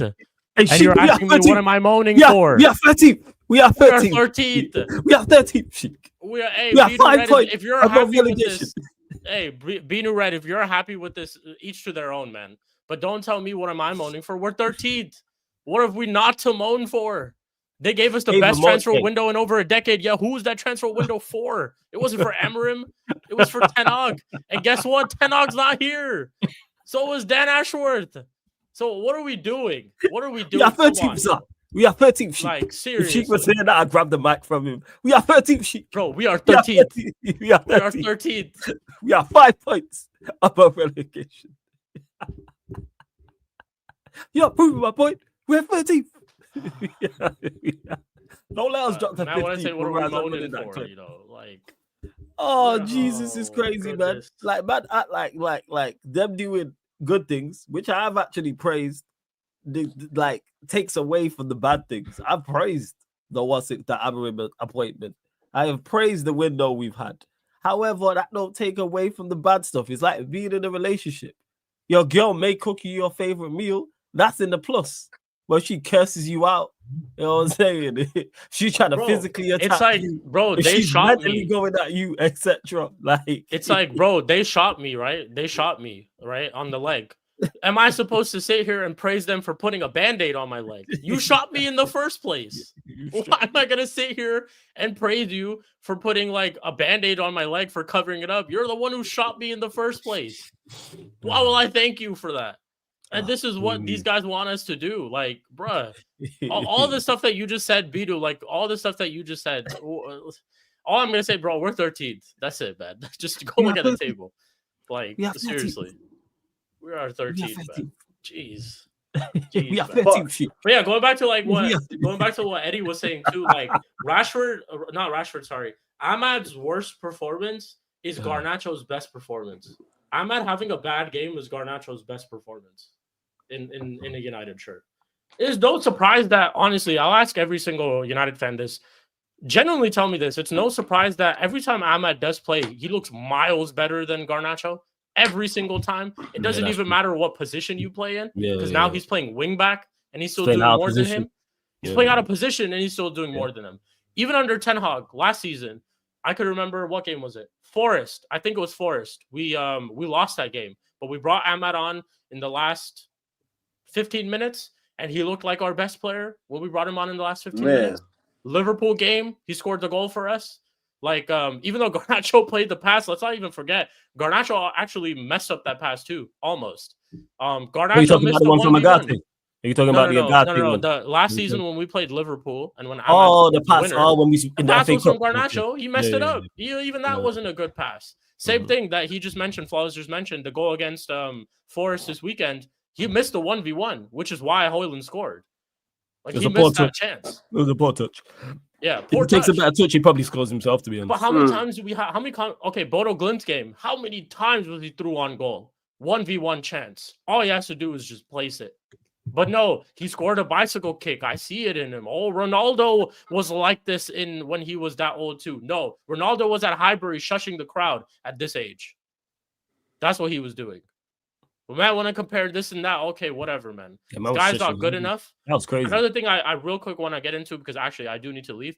But last thing that I do want to say is, Garnacho, you and your brother stay away from this club. Do you guys hear about how Garnacho and his brother apparently have been leaking like squads before they even come out? They've been leaking all these squads. Ain't no way. Yes, it's been a thing on Twitter that I've just read today, that him and his brother have been doing this. They've been leaking squads to, I don't know, to gain criticism on other players or this and that, or to have that's some FPL thing, man. It's got to be FPL. Whatever it is, whatever it is, like, whatever it is. Hey, yeah, man. These Garnacho brothers are on a madness. Absolutely. Madness. If anyone's got the source of that in the chat, please let us know. If anyone's got I'll find it right now. Yeah. Find it out. I want to know. There's no way, man. Is he doing? I got you, bro. Ain't no way. It's true. Look, everyone in the chat. They're all saying it's true. I'm telling you. Hey, leaking squads, leaking squads. Like, yeah, whenever Garnacho starts, they leak the source, apparently. Like, his brother comes out. They found out that his brother's in charge of one of these United fan bases. Like, he's actually the one who's taking care of those Twitter pages. No, I mean, look, it makes sense. It makes sense because, and Sheik, you know this. Mm-hmm. Like, well, especially when we're on this side. I don't know how much it happens in the UK, but like, when there's a player in the NBA or the NFL and they sibling go on Twitter and say some wild shit, we know where it really coming from. We know who gave you that information. Like, I think it was Damian Lillard's sister. If you know basketball people in the chat, you know who Damian Lillard is, right? He was beefing with Paul George after a game or some shit, right? And when I tell you Damian Lillard's sister told us everything about Paul George that we didn't need to know, and the only way she got that information is because her brother was in them basketball circles, we knew the truth. We knew the truth, bro. So, like, am I shocked? No, because from what I hear, when it comes to Twitter, he's a little mouthy bitch on that anyway. Between him and his brother, they both some bitches on that app. That's why I don't go there, because if people like that feel so emboldened to talk crazy to me and I can't see you in person, it fucks me up mentally. Yeah, I get that. Like, you can say that shit through the keyboard, but I can't see you in person and call you dumbass. Yeah. Or say something crazy that you get to check what you're going to do about it. Yeah. You know what I'm saying? Like, Garnacho never struck me as a person with principle. He struck me as a person who received way too much fame before he knew how to deal with it. And as a result, we're seeing a spoiled kid who doesn't know how to handle the fact that he's not making it. That's what. Yeah, I mean, like, Go on. If people want to keep the conversation strictly football, we can do that too, because we can get into how he is as a footballer too, bar aside all the other shit that he be on Instagram and Twitter, deleting tweets, liking posts, all that type of bullshit. We can talk about him liking posts. Like we can talk about all that shit too, but let's also just talk about the actual. Yeah, let's also just talk about the most important part, which is him on the pitch, and he's absolutely dreadful. He's the worst player at Manchester United Football Club. What is one thing that he's actually good at? No one has been able to tell me. I've gone through conversations with my own panelists, Spooby. Shout out to Spooby. I've had hours and hours of conversations with him about pace. Even he can't entirely agree that pace is part of his game. So what is Garnacho good at? What is he good at? Exactly, Matthew. There is a history. Players like he's too young. He's this. Like he still needs time. This and that bullshit. What about Manu? Manu's young. He plays a lot better than Garnacho. He doesn't have all these crazy excuses. He's not liking tweets and all this type of bullshit. He's not moaning when he gets taken off. I'm critical of Manu too. I didn't think he had a good game against Forest, but I know most of the time when he does play, he does have a good game because he's a quality player. He's talented. Garnacho isn't any of those. You guys are living off of one bicycle kick goal that you scored last season in our worst ever season. Unbelievable. Like, what are we doing here? Have some fucking shame. It's like man got relegated, but no, we scored a bicycle kick goal that season. So he's good. He's good. They didn't even win the Puskas. Yeah, didn't even win that shit. So it's like, yo, like zero things that he is good at. Not one person has been able to tell me one thing that he's actually good at. He never improves the decision making. You tune into Flawless's watch alongs. You could hear me say cut and shoot, because that's all he does. Cut in, shoot, or run to the byline and kick the ball out, trying to give a pass. That's literally all he does. You don't see any type of improvement when it comes to decision making. It's like this guy doesn't watch film of his own games. It's literally like he doesn't, because he makes the same decisions in the same areas of the pitch. But no. Garnacho is young. He still has a lot of time. He has this to prove. He's been with Argentina, this and that. Oh, he wasn't part of the World Cup squad. Barely played a game in the Copa America squad. He was the ball boy. Don't rate him. They don't rate him. Like, this is what I'm saying. So he's a glorified ball boy for Argentina. Yeah, bro. And it pains me. It honestly pains me so much to see one of our guys who we had this summer go to Chelsea, score a goal like that on the weekend, and we're stuck with this guy. We're literally stuck with this guy. And the craziest thing is that we could have just kept him in the first place, because he would have cooked in this system. He absolutely would have cooked in this system. And that's, there was no plan to bring Amorim in, like, so we can just kill that. Yeah, that's there was zero plan. People are like, oh, they bought these players for Amorim. No, they didn't. No. Because you wouldn't sell a player who had fallen out with the manager. The plan was to keep Ten Hag. That's why you sold Sancho, because they had fallen out and it wasn't. So that's what it is. And to bin you in the chat, don't come, bro. Like, you don't even need to listen. Then it's cool. Hey, bin you. Are you about? Let's have this discussion on there. Are you about 10:30 p.m. tonight? There you go. Let me know. 10:30 p.m. tonight, just me and you. You know what I'm saying? Like 10:30 p.m. I'll drop the link. I'll drop you the link, then you and me and you will have the discussion after the Champions League games. So 10:30 p.m. tonight, UK time. You're about Binu. Or you'll get this. We know what happens when this happens. Binu, because you got a lot to say to me in the chat. Let's pull up. And it'll just be me and you. Pull up. Binu, let me know if you're about. Let me know if you're about. Yeah, I gotta head out. Flawless and Eddie. Big up to you guys. Sheik, let them know where they can find you, what you got coming up, all that good stuff. Yup, Sheik TV. You guys already know. Sheik TV is where you guys can find me. We did a show yesterday, every single Monday, called The Mud Brothers. If you guys don't already know, we had Saad on the channel, and I got absolutely cooked along with M. De Niro, who's a Spurs fan. So definitely check that out. And then in terms of what we have coming up next, Victoria Pleasant game this week, so we'll do match reactions, previews, and stuff like that. And then on the weekend, we have the Manchester Derby. So yeah, we'll be there for that. Yay, here we go. But big up to everyone. And yeah, appreciate you guys. Run up the likes and subscribe to Flawless, man. Let's support. Sheik TV, links in the title, people. The link is in the title. Big up to C24, said it was a wonderful show. Make sure you check out Mud Brothers as well. That's Sheik's premiere show over there on Sheik TV. My dog, Sheik, all right, boy. Every single time. But yeah, Binu, let me know, man, if you're about, pull up and we can have the discussion. You know what I'm saying? Just me and you. You know what I'm saying? Get the mic on, camera on, and let's have this discussion. 10:30 p.m. UK time tonight, we can have the discussion. Since I don't know so much and you know so much about me, etc., and my thoughts and everything, let's have the discussion. Let's have the debate. Two grown adults. Actually, maybe slightly younger, but two grown people is what I'd say. Yeah. So let me know, Binu, if you're about. Because shout out to Temi, because he's the only one who's actually pulled up when I've said this to people. People got so much to say in the chat. I'm like, all right, let's pull up and have the discussion. I'm all for debate, people. I'm all for discussion and debate. Let's have it. Keep the energy the same too. Yeah. That's what it is. Shout out to my guy Temi every single time. I'm saying, please, I want to hear no excuses. Because there's other people who have asked her now, what's it called? Who have asked and have had hella excuses. Mans have told me they can't use StreamYard. You know what I'm saying? Oh, yeah. 2024. You already know what that means. You already know what that means. Mans have told me that, the English isn't the best, but your English is fine when you're going at me in the chat. Grammar's perfect. Full stops, commas, apostrophes, all used perfectly. English is fantastic. Hey, big up main event, Mac, as well. So C24, that's what it is. I'm all for it. Like, people can disagree with me all they want. I have zero issue with that. But when you're relentless with it and you don't even say big up beforehand, okay, let's have the discussion then. Let's actually. So yeah, Binu, floor's yours.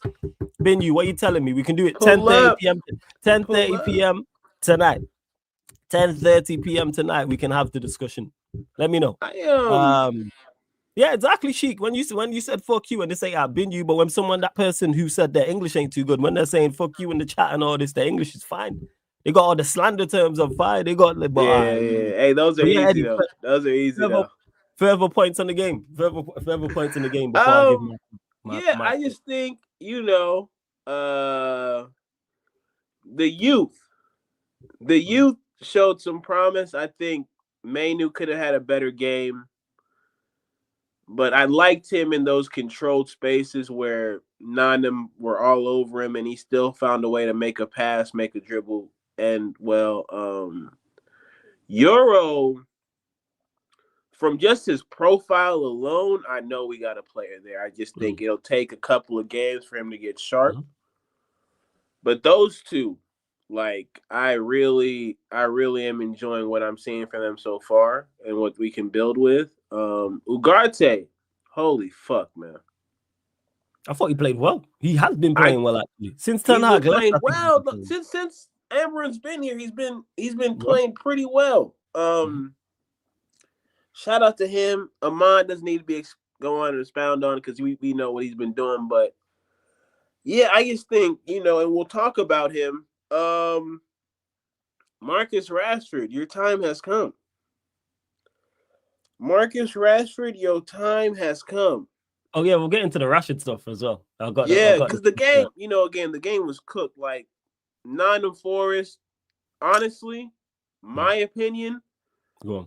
That was as much a managerial win than the players being that much better than us.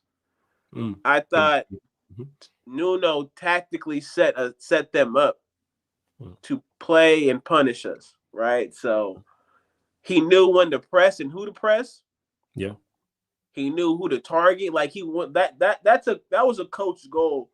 The one that Wood scored because of the way that he made the run and who they tried to target Euro. I understand because they know he's a young kid.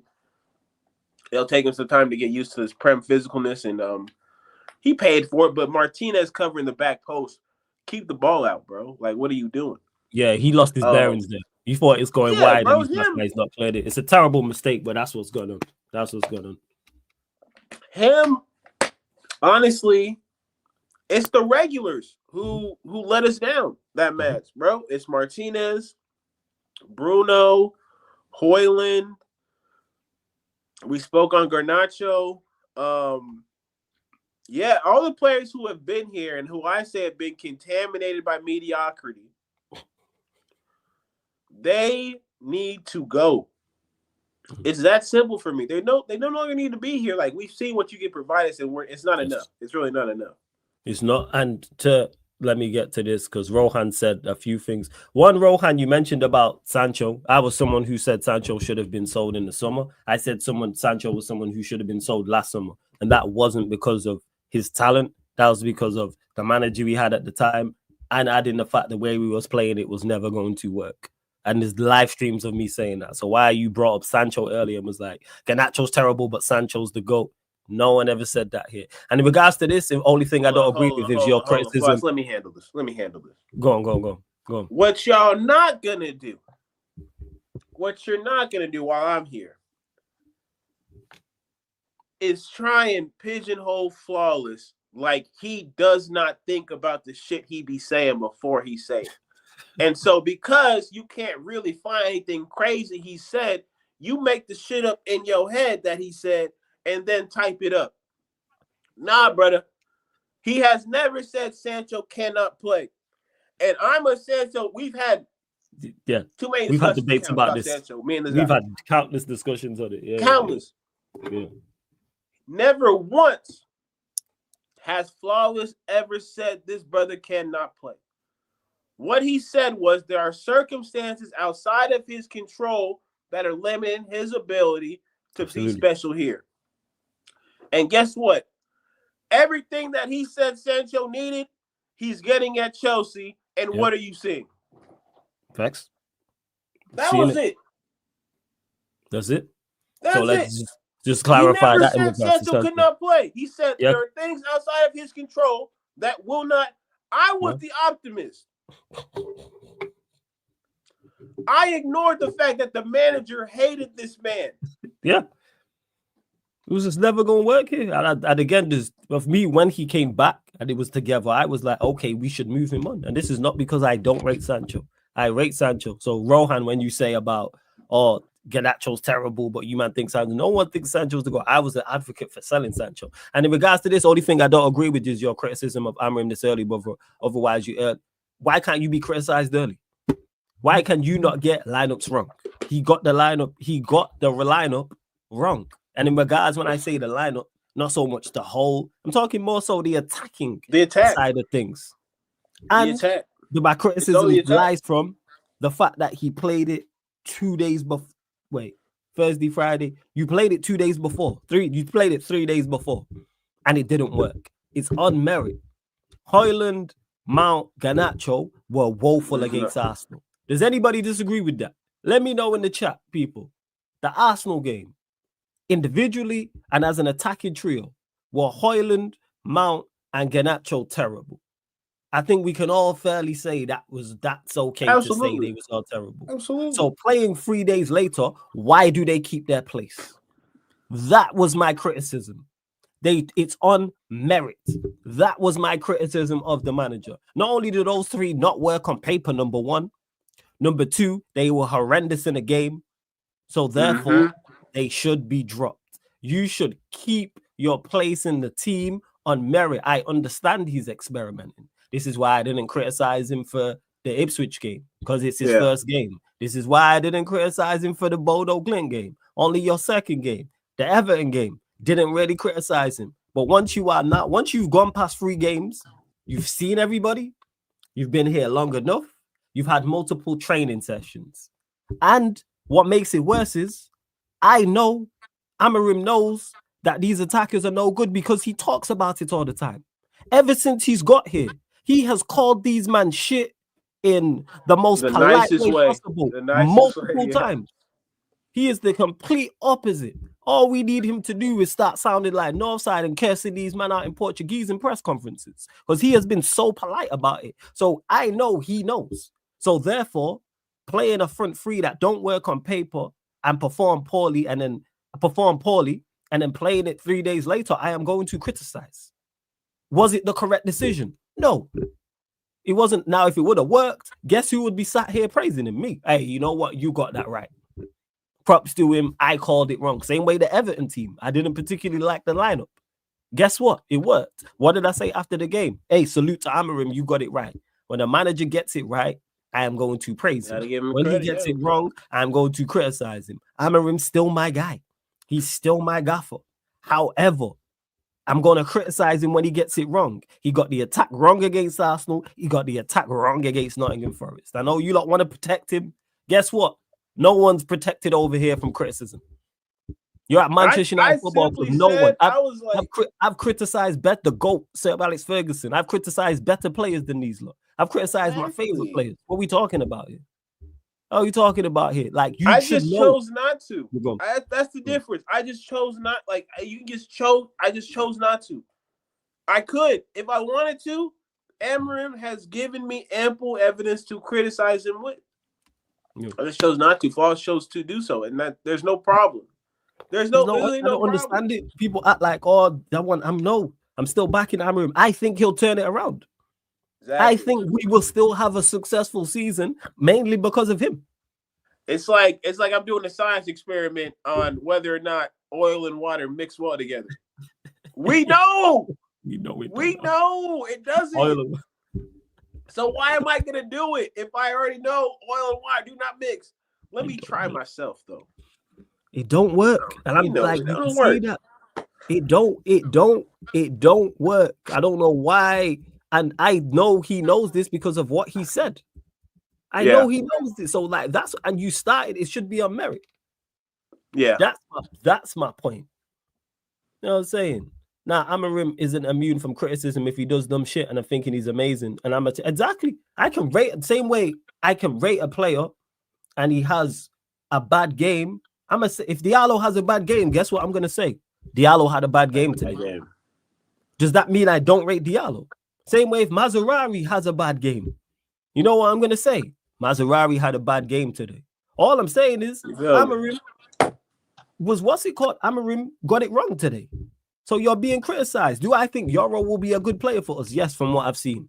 I've only seen him for a game, and it's not even been a game and a half. I've only seen him for, I think it might be 70 to 80 minutes in total. Yeah. He looks like a good player. Was he at fault for Forest's third goal? Yes. Was he solely at fault? No. But that don't mean you're above criticism, but that don't mean I want him sold. What are we talking about here?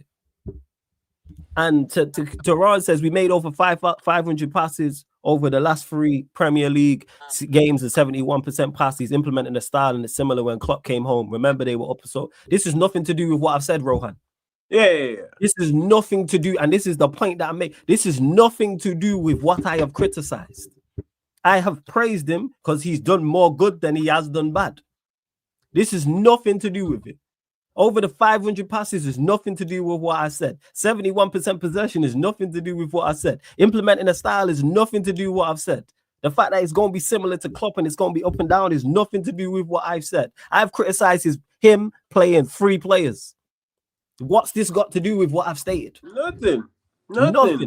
People. I criticized a team selection. More importantly, the attacking players. Why can't people get over the fact that he got the front 3 wrong in both games? I don't know. I don't get it. Like, I don't understand. I said he got it wrong. I'm just not. Like I said, I'm not tripping over this season. But just saying he got it wrong is now he's out on the manager. Yeah, like I don't get. He got the front 3 wrong. Mount, Garnacho, Højlund does not work. Bruno, Garnacho, Højlund does not work, and it does not work no matter what you're trying to accomplish. You can say, he's trying to get energy in the certain areas. That's not what those guys are. That's all it is, people. I don't get why man are talking about percentages and implementing this. I hear all of that.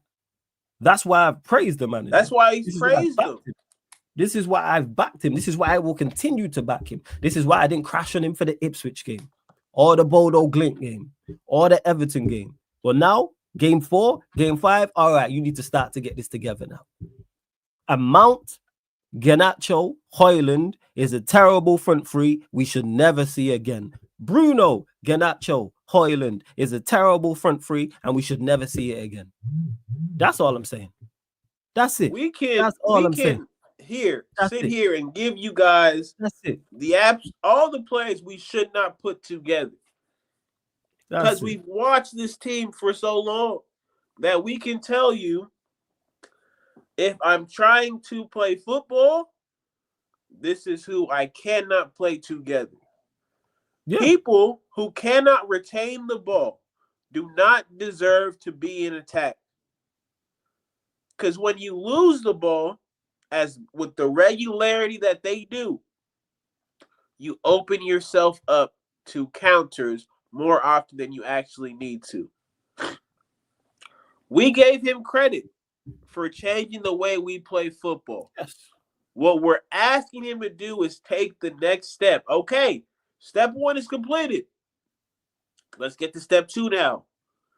Picking a 11 that gives us the best chance to win with the way you play football. And I personally, Flaw, I think is the same. I don't think you even need 5 games to understand that those players that you're putting in that front 3 can't do that. We just watched it not work on Wednesday. We watched it not work on Wednesday. You played Mount, Garnacho, Højlund. 3 days later, you played Højlund, Garnacho, and Portuguese Mount. It was never going to work. And I think that's what Amram's hoping for, his energy in those areas of the pitch. He's still learning about this team. If he picks the same front 3 in March, then I'm criticizing him now. I'm hoping for energy. That's the wrong way to go about it. Energy in those areas of the pitch. How about we have quality in the area of the pitch? Exactly. How about we try something different? This is the point I'm making. You don't need to. He's still learning about this team, but he don't need to learn about that front 3. It's not going to work. Why is that so? I don't understand why that is so difficult to understand. And before I carry on, Ben, you don't think I didn't see you running out of here? Where you at, man? 10:30 p.m. tonight. I noticed you ain't responded to, man. I had hella talk. What are you saying? Where you at, Ben? You? Man, I had hella chat before. Where you at now? I tell him pull up and he disappears. So where you at? He a runner, he a track star. Where you at, Ben? You don't think I forgot? 10:30 p.m. UK time tonight. Pull up, just me and you. Just me and you. Just so people don't know what it works like. 1 second. Let me see if I can actually find it. Hold up. Let me see if I can actually find it. Just so people have an idea as to what it actually looks like. Hold up. It's Tokyo-ish fan debate, people. 1 second. Let me pull it up. One sec. And run up the likes as well. Continue to run up the likes. Continue to hit the subscribe button as well. Let me see if I can find it. Hold up. Oh, I can't even find it. Where is it at? Jeez. Wait. Let me see. Yeah, and make sure you subscribe to Chic TV as well, people. Make sure you subscribe to Chic TV. So, I don't know. This is what it looks like. 1 second. Are you talking about the yeah, so people understand what it is, what the layout is. Let it be known. Shout out to my guy, Tammy. This is what it looks like. Hold up. This is what it is. Is this it? Yeah, here we go. Boom. Just wait for the advert to go. Big up to everyone in the chat as always. This is what it's like. Me and Binyu had a debate about this for nearly 3 hours, people. Hella adverts. But shout out to my guy Temi every single time. So for those that don't know, when I say this is what it looks like. This is it. This is what it looks like. This is exactly what it looks like. Big up to Kaneki as well.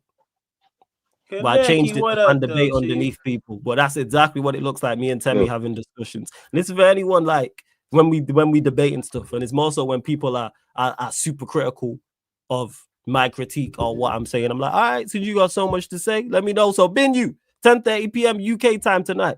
Let me know. 4 hours and a half from now. Okay. Or after the Champions League games and things of that nature. But yeah, I'm not. The reason why I'm critical of Amarin for that front 3, because that front 3 was never going to work. And that's just what it is. And then you know what's funny now that he's here? Now that he's here, Connect. You know what the funniest shit was about the last ManDem United? Well, how when you saw that lineup and instantly you said 2-0, and then the shit was 2-0. Yep. That's the funniest shit ever. Because we were talking about it. We were like, yeah, I think he has this team, like, we set up the right way. Woo, woo, woo. Brother saw the team for like 2 seconds, said 2-0. 2-0. Yeah, I told you we're playing Arsenal with 8 people. It wasn't the like the 2-0 you might actually get. It was a 2-0 created by the players who shouldn't have been on the pitch. In the end. Yep, because listen to me, because I'm going to be big up YMY in chat, you know, just to come off of the Gideon. Listen, to the people that have fungus in their ears, let me bring this up to you. Do you see this energy bullshit you guys are talking about? Stop it. All right? You see this energy bullshit you guys are with? Stop it. Oh, he need runners. Okay, Ferguson played runners in a Champions League final against Barcelona. Anyone in chat want to tell me how that final ended? But even outside of that, Kineki, I have no issue with runners. You know what it is? You can get talented runners. No, we've had talented runners. No, that's the thing. No, that's the problem. Flawless. That's a problem. Flawless. You have runners. and you have track stars. Yeah. What we have in our team are track stars, not runners. Runners run with a purpose. Track stars are just running. That's their whole job. Your job is just to run. There's nothing behind running. I'm looking at these fan base and I'm seeing everybody telling me, I will get rid of Xerxes and keep Hoyland. What has Hoyland done to make you want to keep him over Xerxes?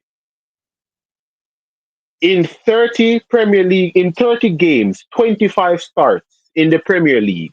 25 starts, 30 games. Rasmus Hoyland got 10 goals. Xerxes in just 5 starts has 3. Xerxes in 5 starts has 3 goals and 2 assists. Rasmus Hoyland in the entire season with 25 starts. This man started 16 games on a spin. Yeah? On a spin. No, me not don't play track star, brother. Me not don't play track star. The thing is, I don't want a 100-meter runner at Man United. Why am I going to track meet signing footballers? Think about it, brother. Why me I got track meet and I sign ballers? Facts. That's Rasmus Hoyland in that's like signing footballers to go run on the track. Exactly. You wouldn't go. I don't see to go get on it. You wouldn't sign Maserati to run 100 meters. Fam, I do not see England's Cricket Association going to Stoke City looking for bowlers. Yeah? Me can't understand it. Yeah, me can't understand it. I am going at Almerim. I don't care what nobody shit want to say because no one in this damn chat knows Almerim more than me. No one knows Almerim more than me. You can't tell me shit about Almerim. I'm going at him. Listen, you see them 3 yeast infections you have up top? I don't want to see them again. This guy's crazy. All right. He said brother, I've seen fat dudes with a hernia that runs more that moves better than Rasmus Hoyland. Yeah? I've seen dudes out here. Hold up, just 1 second. I'm not defending Mark. He's been trash for Garnacho. He does what he can. I know he's not good enough for, but the time being, he's been. That in there lies my problem. There is the problem. There is the problem. Being used. I know we lack quality options. What I'm saying is experiment. Try different players in the 10. We have seen these players fail in the final third for the longest. We have watched Hoyland, we have watched Garnacho, we have watched Rashford, we have watched Mount, we have watched Anthony, all fail for a year, 2 years or more, depending on which individual. 2.5 years. Fail in the final third because Hoyland only been there yet, but we've watched them all fail for a significant amount of time. My point is, try different players. It may work, it may not. The point I'm making is we know what doesn't work. I'm saying try Diallo in the 10, try Mano in the 10, try Ericsson in the 10, try Xerxes in the 10, try Xerxes as a 9, Diallo was a 9, play a youth player in the 9, play a youth player in the 10. The same way that what's it called? Ralph dropped Rashford and played Elanga. Was Elanga good enough? No, but he tried something different. My issue is experiment. We know what don't work. Try something else because you know what might happen. We might stumble across something that works. Maybe it does. Maybe. I'm not saying any of those options I just said will work for sure. That's not what I'm saying. I'm saying try, attempt. This is attempt it. That's all. That's all. If I see him line up and we have 3 youth players and 2 youth players in the 10 and 1 in the 9, you know what? I go, all right, first, even if they're terrible. The worst case scenario is they're as bad as Mount, Garnacho, Hoyland, etc. Cool. And then you just keep switching it up. I have no issue with that. This whole thing that he can't be criticized and you can experiment. Yes, because we know what doesn't work. And I could tell you that. Now you're 4-5. 6th game will be Victoria P. 7th game will be Manchester City. We know what don't work. I'm not hearing it. I'm sorry. No, he's not experimenting, Rohan, because there's no experimenting. There's no experimenting. There's no experimenting. There's no experimenting. That's not the case. And just quickly, Carlos, bro, this is why I said Amarim is he's not guilty until proven innocent. That's way too far. That's over the top. He has a clean slate and he's done more good than bad. But I'm going to judge him on what he's done, and he's done way more good than bad. But go on. That's not experimenting. Let me explain it to you. Experimenting isn't going Rasmus Hoyland, Garnacho, Mount. and then you switch it to Garnacho playing striker, Rasmus Højlund and Mount in the midfield, or then putting Mount in at striker with Rasmus Højlund and Garnacho behind. You want to know what was experimenting? Xerxes, Marcus Rashford, and Bruno. That's experimenting because you're playing Xerxes in the 10. Yeah, that was experimenting.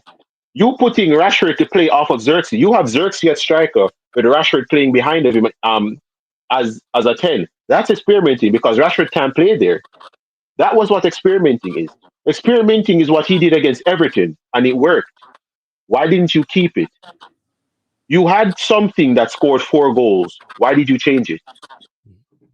Did you change it? You had something that scored 4 goals. Why did you change it? All right. Why did you change it? For as long as those two idiots are here, I don't want to see them in the starting 11. Because here's something what I don't see from Man United fans. Garnacho right now has done way worse than Jadon Sancho ever did. And no one is saying wants Garnacho out the club. Garnacho has liked and retweeted a lot of things, bashing players and managers at Manchester United. And I see no one trying to hound out Garnacho. But Sancho tweeting, "Stop lying on me. All of you wanted him hanged." What's the difference? Sancho said, "Don't tell any lie on me." And then you have Garnacho liking tweets that are calling players and the manager shit. Don't tell no lies on me. I won't tell no truths about you.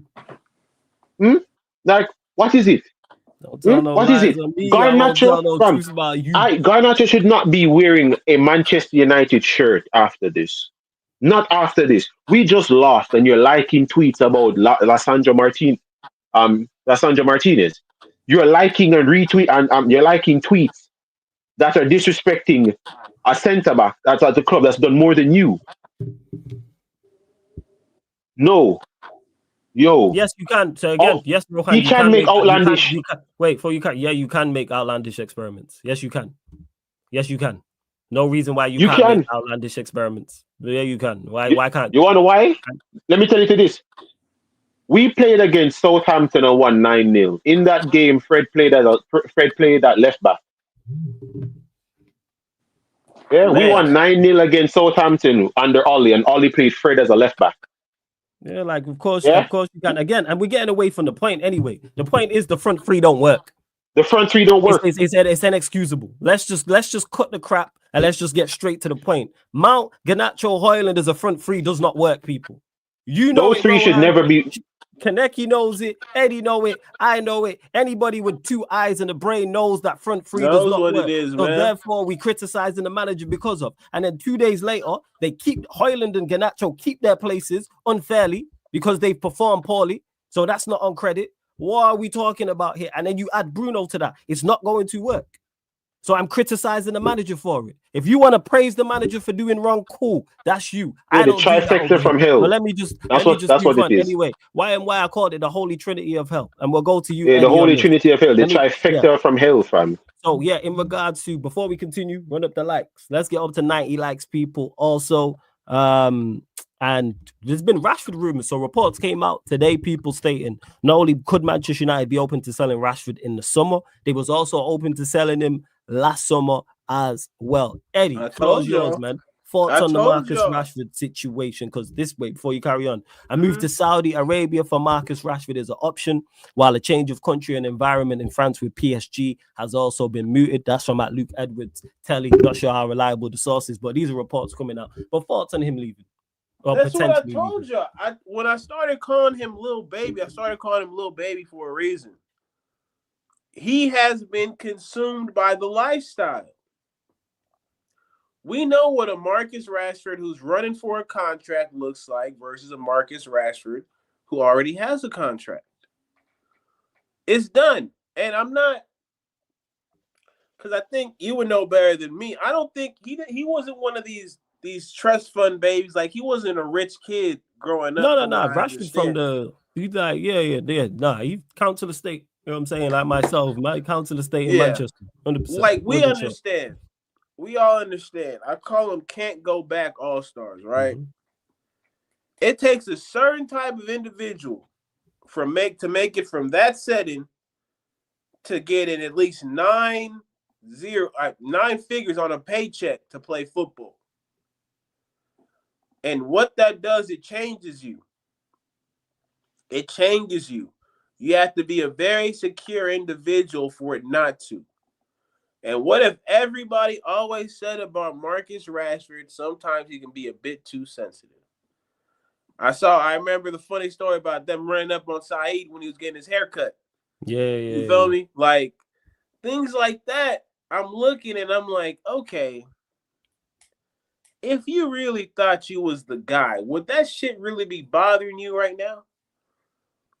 Why is it that every little thing somebody says you got to respond to? And I get it. You during COVID, you were a respectable person who fed the community, used his privilege to help others. We respect that. But at the end of the day, you're a footballer. Unfortunately, what people will respect more is what you do on that pitch.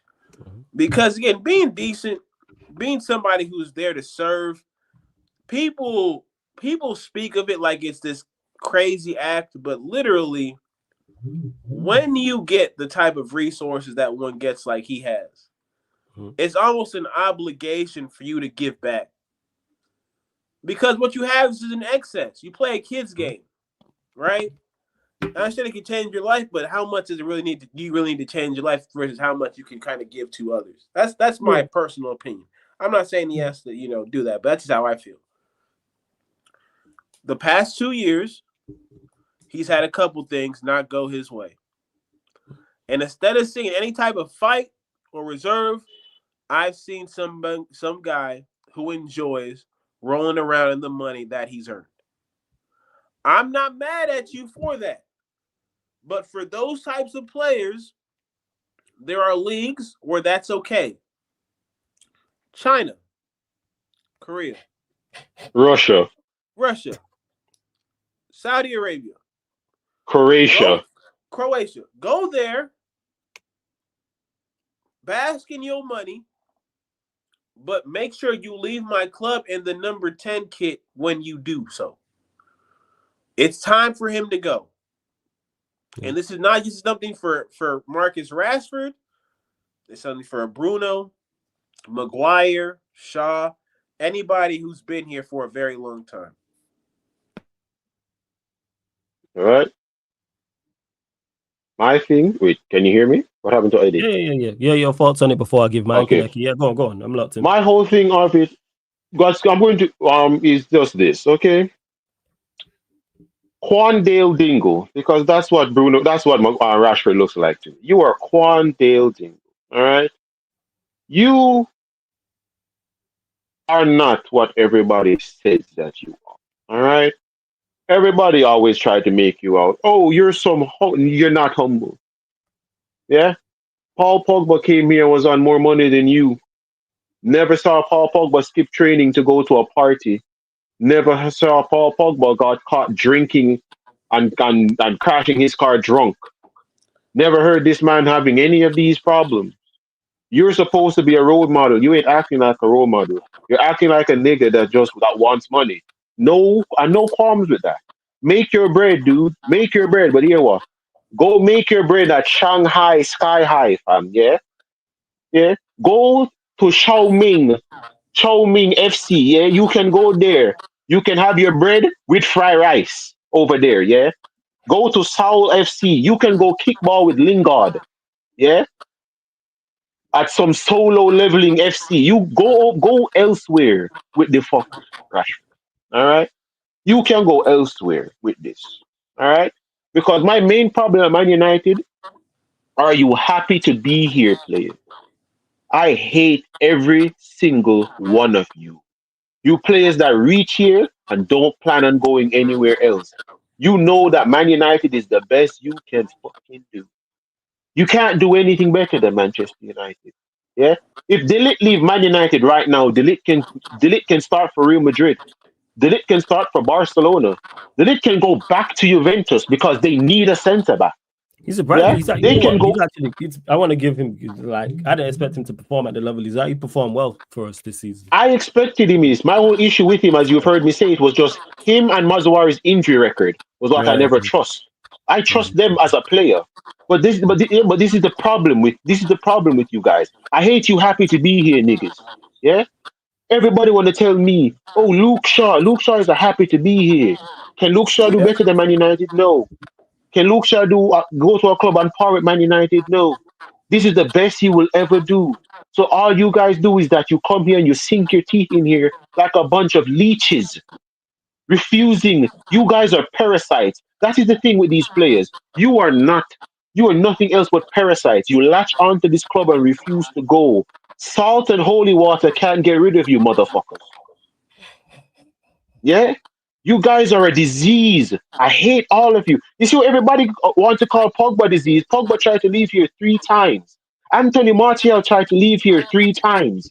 And the club stopped them. None of you guys tried to leave here. Luke Shaw never tried to leave here. Maguire never tried to leave here. Yeah? The club tried to get rid of you guys, and you guys put your foot down and said you're not leaving. Maguire's a team player. You're a team player. You've cost us more than you've helped us. Yeah, I want all of you gone. Garnacho is now showing everybody. No one's talking about Garnacho's attitude to me. Yeah, no one's telling me We about do. Garnacho's attitude. Yeah. The No fact one's that telling me about. the fact that no one's mentioned his attitude is crazy when he's liked Yeah, multiple tweets now, but it's yeah, always on. It's always on yeah. accident. It's always Accident, you accidental. know. Yeah, it's Paul always Pogba had an accidental. attitude issue. Martial had an attitude issue. Sancho had an Crazy. attitude issue. But Garnacho don't got an attitude issue. Yeah. Yeah, Hey, he you know don't. what it is? The It's this people. complexion for It's protection. Yeah, it's this people. Yeah. It's this. You know what I'm saying? This Mhm. stems, man. As soon as you do this, hey, attitude problem. This is what this is. Yeah. As soon as you Yeah. stand up as soon as you stand up for yourself, attitude. You know what I'm saying? Yeah. As soon as you might Xerxes be in quiet his and chill, debut season. attitude. Xerxes, who's done more in the Serie A than Rasmus Højlund, is coming into the same league on his debut, and he's done more in 5 starts than Rasmus Højlund did in 16 starts. But everybody wants to tell me Xerxes needs to go, but Højlund needs to stay. Højlund needs to stay, but Xerxes needs to go, even though Xerxes has done more than Højlund has with 5 starts. Højlund started 16 games back to back to back. Yeah? And he did nothing. Xerxes, on the other hand, has started 5 games and contributed to 5 GA, and everybody wants him gone. I don't get you, motherfuckers. I don't. You see, Mason Mount can't do better than Man United. Man United, if Mason Mount to leave Man United right now, he's a glorified Southampton player. Yeah? Southampton is his level. If it wasn't for Chelsea, he'd never play in the Premier League. He'd be where he belongs, the Championship at Wycombe. All right, Maguire shouldn't even be at Man United right now. Much less Leicester would have got rid of him completely. I understand that Man United paid Leicester City for Maguire to make Leicester City better than us. It's fuckery, yo. It is. Yeah, I don't like it. This excuse, Harry Maguire was Leicester City's best centre back was Wes Morgan, but I understand why no one wants to say it was Wes Morgan because he's black and Jamaican. I want these guys gone. As well, man. Yeah, Yeah, I want. Go on, last I point. want these guys. Yeah, I want them gone. I don't want no more experimenting. Garnacho has hung himself. I don't want him in his team. He shouldn't be in a Man United shirt ever again. I need to see him holding up a Deportivo Mardez shirt in January. Yeah, I need to see him playing in the 3rd division of Argentina, even though Argentinians don't like him. I need him in the 3rd tier of art for Argentinian football. I need to see Rasmus Højlund holding up a Bodo Glimp shirt. Yeah, that's what I need to see him. Yeah, I need to see Mason Mount playing for what's that club that Dele Alli used to play for before that no one likes? It's not Spurs before that. MK Dons. MK Dons, right? Yeah. I need to see Mount playing for MK Dons now. Yeah, him and Maguire can go play for MK Dons, and I need Bruno Fernandes counting sand grains and being on Cristiano Ronaldo's YouTube channel in Saudi. I don't need Bruno Fernandes needs to go now. All And right. to Anton, I'm with you on this in the clear out, and I'm fully with that as well. And to Anton, who says flawless, why are so many people crying about these Rashford rumors?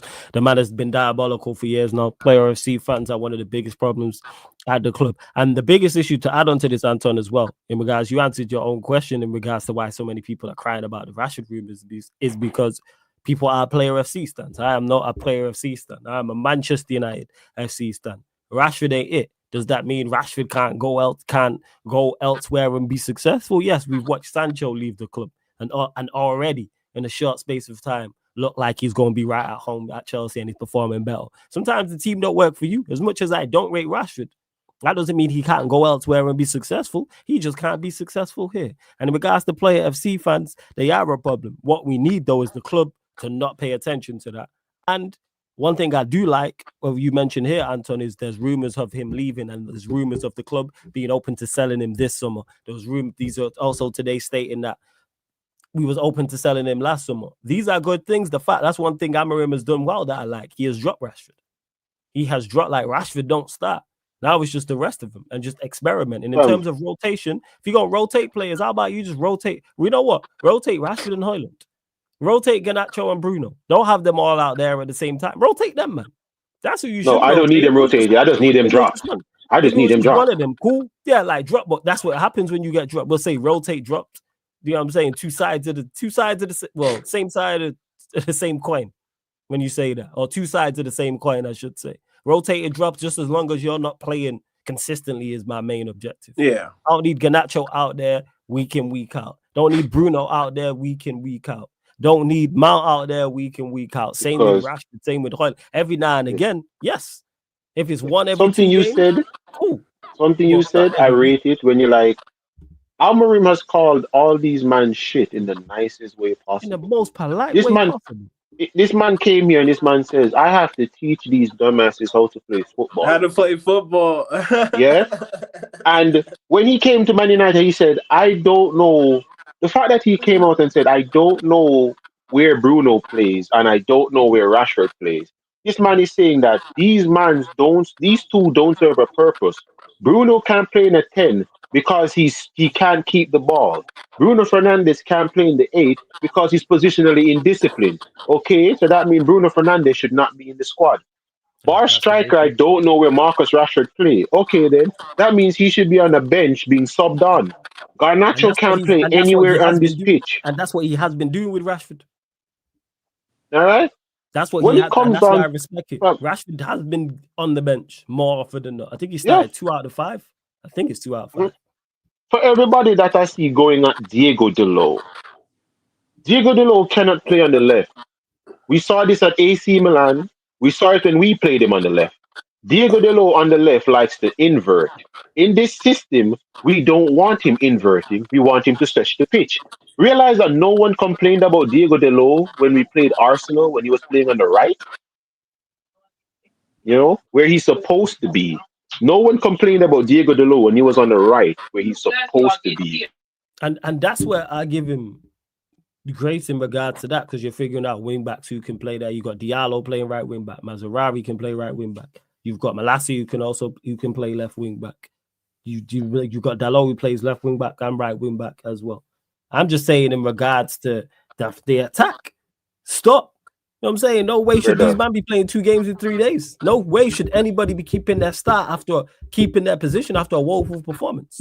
That's not. I'm gonna be real. They shouldn't have even played after Bodo Glimt. Yeah, that's just holding people accountable for poor performances. You should not have a poor performance and keep your place. Because the difference are average performance, I hear it. Above average, below average, but piss poor. 0 out of 10 performance and you keep your place. No, that's wrong. Not 67 minutes and not registering a shot on target. That's wrong. But before we continue, run up the likes, hit the subscribe button. I think we discussed everything because we discussed Rashford, Ashworth, the Forest defeat.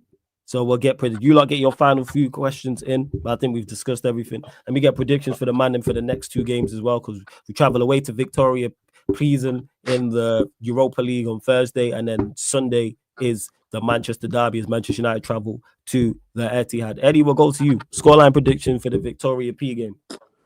I'm gonna go 2-0. 2-0 for Victoria. What is it? I just say P, but I think is it P? Yeah, Victoria P. We'll keep it that. We'll keep it classy. Yeah, we'll keep it classy. We'll keep it. Yeah, Victoria P. We'll keep it classy. So yeah, I'll go with them 2-0. The City game is at the Etihad. Mm-hmm. It's at the Etihad. I think 1-1. You saying 1-1? First. But that's subject to change based on what lineup he puts out. It's very strongly lineup dependent. That's one thing I will say. Strongly lineup. Oh, Jerome Liverpool still 0-0. Okay, cool. Yeah, that's what I've been looking at. Yeah, literally, I'm just having a look at it now. I'm going to go live on the playback anyway to do that. Yeah, I will be doing the Atalanta Real Madrid game, people.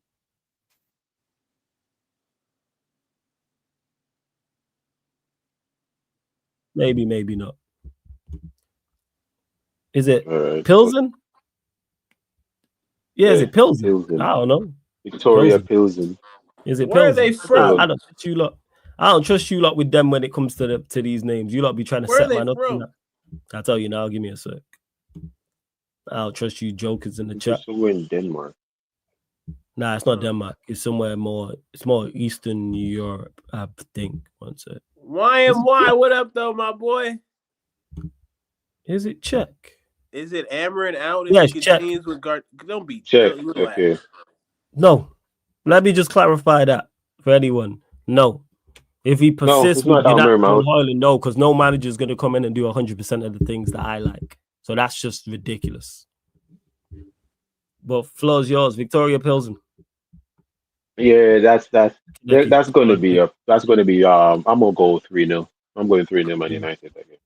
City away. Listen, that's, as I said, that's lineup dependency. I know for a fact if I see Bruno and Garnacho, we're getting pammed 3-0. So it's a 3-0 win and then a 3-0 loss. That's what I'm having. Yeah.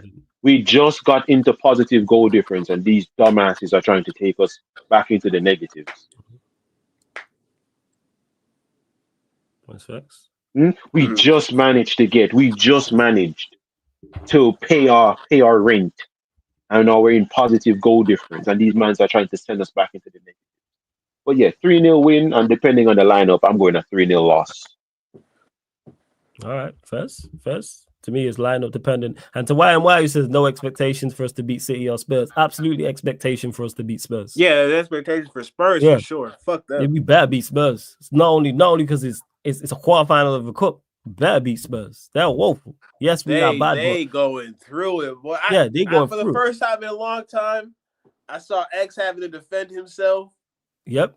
I watched it too. Shout out to X, big up rants. I watched Bansports who's like, no, we better beat them. We don't beat them. I'm looking at the manager in terms of the lineup, and I'm looking at the players. We can definitely go to Spurs and win. Yeah. If Ipswich can go there and win, we can go there and win. Yeah. What are we talking about? They've given two teams their first win this season in Ipswich and Palace. Have you guys seen this thing I'm seeing coming out? Sorry. It's from Sky Bundes. But Ralph Rangnick is interested in coming back. I did see that rumor. How true it is, I don't know. I'm not mad if he falls in line. Like, I hope, because again, he had the type of mindset that we needed at this club, but he didn't have the clout, the backing, or the backing to implement what he wanted to see.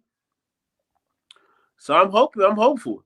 Anybody in that ilk, I think there was the other guy who used to work for Chelsea as well that was helping us with our transfers. I forget his name. You're talking about, is it Vavel? Yeah.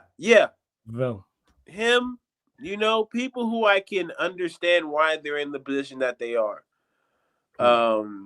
I'm not mad at Ralph. Yeah, it's Double R Mafia forever.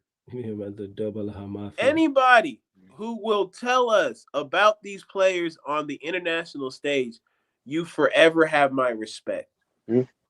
Open heart surgery, fam. No, it's not about playing cake and press. He's a sporting director. He's not going to be here trying to get us the pay. You can identify players. That's what it is. It's about identifying talent. That's where it stems from. Oh, I need a player that does this, and this. Okay, here's a list. That's what your sporting director should be providing, whether it's Ragnick or whoever else. You just give them a list. 0-0 halftime. So yeah, people. But we are gonna close out. Love to everyone that's locked in. We will be redirecting to someone. Big up to Halftime Hooks for the raid as well. Big up to everyone that's been tapped in. Big up to everyone who's watching this back after the live as well. Just salute to everyone supporting Sarcasm City TV. Please, again, make sure you hit the like button if you have not. Make sure you subscribe to the channel Sarcasm City TV. We have gone over 13.5k. Did that? Hey, let's go. 14. So now it's we're aiming for 14 people. We're trying to get to 14k people. It's going to be a close one, but we're trying to get to 14k before the year is out. So that is the aim. In regards to today, much more content coming up, people. Of course, 8 p.m. UK time. Actually, I'll go 15 minutes before. So 7:45 p.m. UK time. Champions League is currently going on, and Champions League games will be going on later on as well. So Atalanta versus Real Madrid. That'll be over on the Sarcasm City TV playback. So get over to the playback if you haven't. The watch along will be going down and will be happening, but not here on the YouTube. It's on the playback. So that's www.playback.tv/Sarcasm City TV. That's playback.tv/Sarcasm City TV. Or download the playback app from your app store. It's free, people. You download for free. You sign up for free, create an account, all that good stuff. And then the same way you watch and comment here on YouTube, it's the exact same on playback. So people, Atalanta Real Madrid, 7:45 p.m. UK. Then we're back here on the YouTube channel for the Manchester United Arsenal show. ManDem United pod. Going to talk from the Arsenal podcast. Be here talking. Give me 1 second. Manchester United, no stress, Eddie. I'm back with TJ and Tony, talking all things Manchester United and talking all things Arsenal. I'm gonna catch you next time, Flawless. I gotta go. My bad. Yeah, no stress, Eddie. Do your thing, man. I'll catch up with you soon. Blessings. Shout out to Eddie every single time. And then for 11:30 p.m. Manchester United Arsenal pod, and then we back on the playback 2:30 a.m. Oklahoma City Thunder versus the Dallas Mavericks, people. The Mavericks versus the Thunder. NBA watch along on the playback. So if you're an NBA fan, head over there. So NBA, Premier League, Champions League, Europa League, NFL, Formula One, boxing, UFC, all those watch-alongs be going down on the Sarcasm City TV playback, as well as gaming content as well. So yeah, big up, much love to everyone that's locked in. And let me not forget as well, this show and all the other shows you see on the YouTube, all the live streams you see here, apart from watch-alongs and the fan calling show, are available on all audio platforms. A lot of you lot are doing the Spotify rap for the year. So everyone who's on Spotify, if you have a Spotify rap, follow Sarcasm City TV and 5-star us on there. It all helps, people. Follow, 5-star us on Spotify. Same with iTunes, Apple Podcasts, SoundCloud, or wherever you listen to podcasts, people. So yeah, man, love to everyone that has locked in as always. Let me refresh this and see who's live, because we're going to redirect to somebody. How many likes are we actually on? I don't even know how many likes. And you get the show every Tuesday, 4:30 p.m. UK time, people. Every Tuesday, big up Kaneki, big up my guy Sheik. Big up Eddie as well. Make sure you subscribe to Sheik TV again. SHIK TV. SHIK TV. Make sure you subscribe to Sheik TV. Link is in the title, people. Right. So let me do this now. Okay. Let me send this. See who's live. Who we redirecting to? You know what? Hano's live. So we'll redirect to. Wait, is Hano still live? Let me double check that. If Hano's still live, we'll redirect to Hano. So he's doing a cricket watch along. Shout out to Hano. What's he doing? T20. I don't even know if it's finished. Let me see. Let's see what Hano's saying. Is he still alive? Let's see. How many overs is left? All right, cool. We're going to redirect to Hano anyway. We'll redirect over there. So big up. Love to everyone that's locked in. Let me set that up. And this has been, people, the ManDem United podcast live on the Sarcasm City TV YouTube. Thank you very much for tuning